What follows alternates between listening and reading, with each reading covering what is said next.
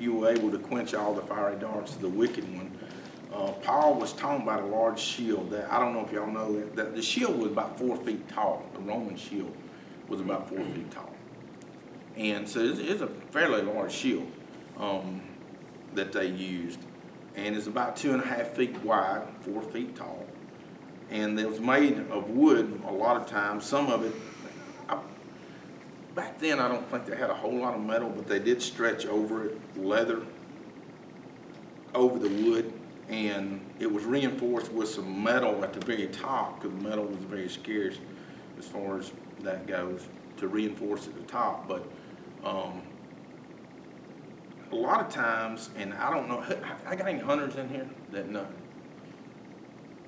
There is, when I was in Mississippi, and I hadn't used it but there with a bow, and it scared me to death because I cut my finger with a knife, and I quit using it. But they used to take and dip the tips of the arrows in a poison that even if that poison nicked you, it'd get in your bloodstream and it would kill you, and it would be a very painful death.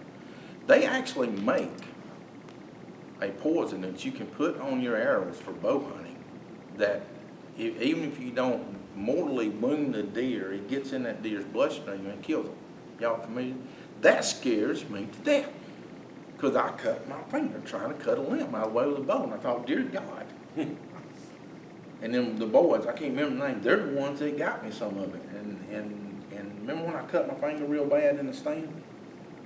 I had that poison on my arrow. And I thought, dear God, if they got my bloodstream, I'll be found out here with some, what I meant to kill the deer with, I killed myself with. And I'm like, yeah, you know, he done. But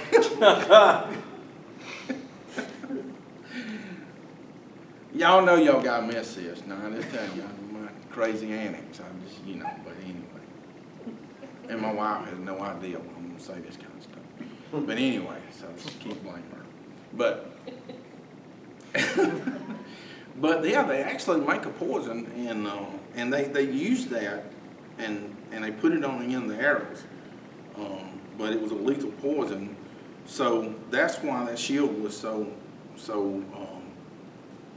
important. But you know what I think about that is that the enemy, we a lot of times think, and I'm going to say this because I've thought about this as I've been sick and thinking about the armor and stuff, is a lot of times we think the enemy has to mortally wound us. But let me tell you, if he can get you nicked with the poison of doubt, with the poison of offense, with the poison of strife, all he's got to do is just nick you a little bit to get it in your bloodstream, and if it ain't dealt with, it can poison your whole body, and it can lead to a spiritual death. We look at the enemy that he comes and he tries to poison us with a big gaping wound, and a lot of times he just wants to nick us just a little bit to get that poison running in the bloodstream. If he can get poison running in the bloodstream of the body of a church, he can kill it. That's right. And if he can get it running in your marriage or in your relationships, if he can set up and he can get that poison and it nick how you feel about others, he can kill those relationships. He can kill that part of the body, or kill the whole body. And as I talked, you know, I looked at this shield of faith. We've got to have faith that says, I'm going to believe in the goodness of God.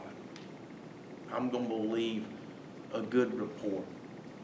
I'm not going to listen to the enemy's talk and tell me negative stuff about Brother Matt, or about my pastor, or about whoever, or about, if he can, even in your marriage, he can get that poison of offense And it might be just you leaving your socks out and not picking them up.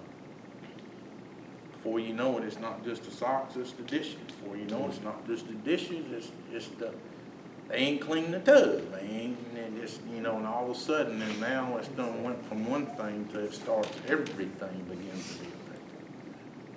Stephanie's laughing.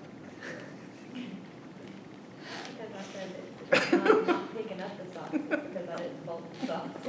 But you can't find them. So, am I making sense? Am I? Mm-hmm. And I just,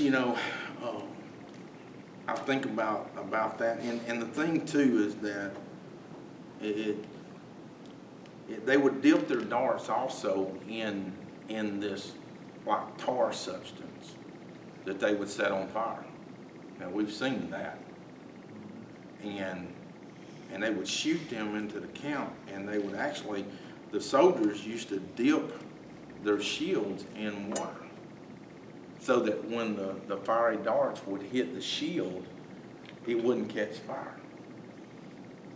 Now the Bible says we are purified, which is healed, by the washing of the water of the Word. So as I was looking at that, the Lord showed me, He said, it's important you keep your shield of faith watered in the Word. You meditate on it. You listen to it. You study it. Because that way, when the enemy shoots its arrows, it may hit your shield, but it'll just drop to the ground because it can't catch fire.